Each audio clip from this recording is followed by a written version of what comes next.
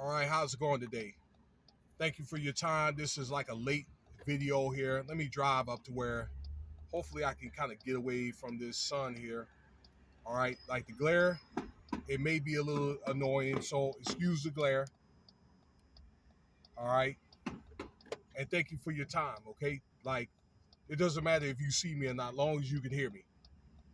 So this is a late video here about what's going on. A lot of these current events. Okay, uh, while we have a war. Okay, I want to talk about here. They've been making a big deal out of this Keefe D, Puff, and Tupac. This case here, okay, like I didn't even want to bother to make a video about it, and I'll tell you why here in a minute. Okay, that there's ongoing controversy about that, and also this thing about Will and Jada lying, okay, or the thing about the slap. They want to bring that shit up again for whatever reason, okay. And I hope by now that you have all this stuff figured out, okay.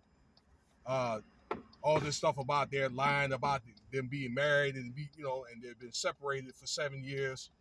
Okay, that they've been playing people for years. This is Will and Jada. Okay, one thing you need to understand in this Hollywood is that a lot of these marriages are business arrangements. Now, there's some fruitful marriages, okay, and people some been married for many years, and they've had children and grandchildren, and the husband and wife has stayed together and so forth, okay? But I can guarantee you one thing, all right, that a lot of these wives, being that if they're short-term or long-term marriages, okay, that they are these men's handlers, all right?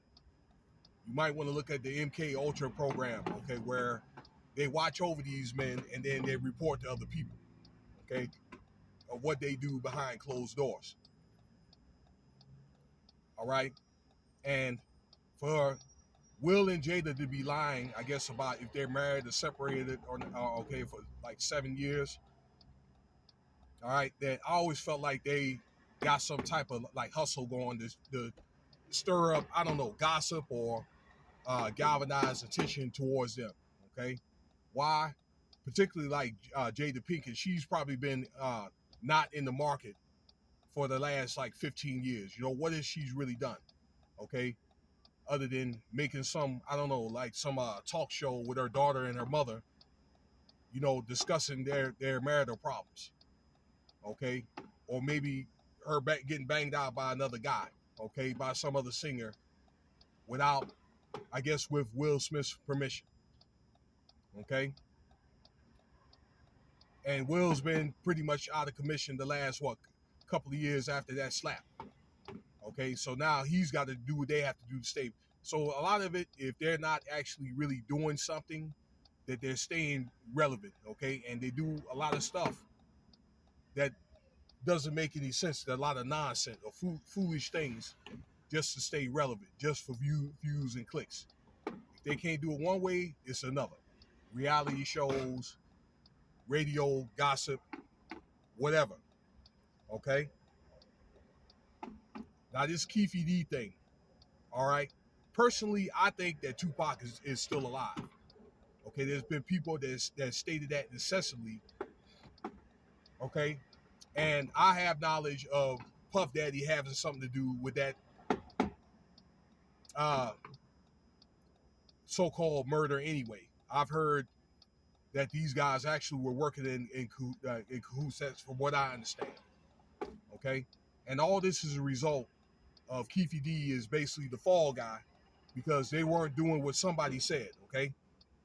All right, so somebody had to pretty much take the fall because these guys were promised the immunity. But for some reason, they probably pissed somebody off and said enough was enough. It's either that or the higher ups, they got what they wanted out of it. And now it's time to bring in people. Okay? Now I'm saying this because of this. All this stuff is a distraction. While we got conflict that's going on, there's something that could spill over to World War III. I don't think it's happened. I think a lot of these conflicts that they have, i.e. Ukraine, now we have Israel, potentially a country in Africa, maybe Niger, and what's about to brew over in Korea, between Korea and Taiwan, North Korea. Okay, it's a lot of regional wars, and I'm gonna have to move up, y'all. Okay, in a way, like proxy wars, in a way to keep Russia, China, and the U.S. out. All right. Now, a lot of the same patterns of what happened in the First and Second World War, happened like now. There was a bunch of like little regional skirmishes, regional wars before the U.S. actually got involved.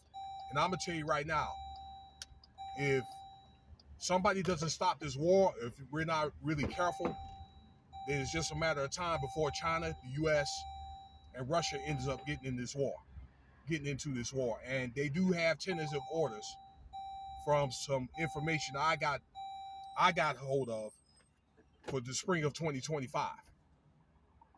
Okay, what I'm hoping is this little conflict over there in Israel is going to simmer and settle. Okay, hopefully. All right, until maybe they get some type of, I don't know, like ceasefire.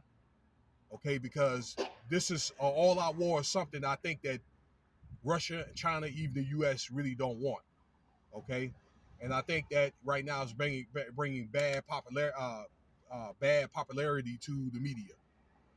Okay, while this is going on, in the midst of all that, we got rising interest rates, inflation, gas goes up, food is going up. Okay, and people are not making enough to really save, and they have to spend more than what they make. Okay, that gap between how much they make and what they spend is closing. Okay, real tight. You know, it's predicted by the January that people are going to run out of money. They're really not going to have any money to save. Okay, which means they're going to have to make a lot of changes and live below their means. Okay, we have a numerous amount of strikes going on.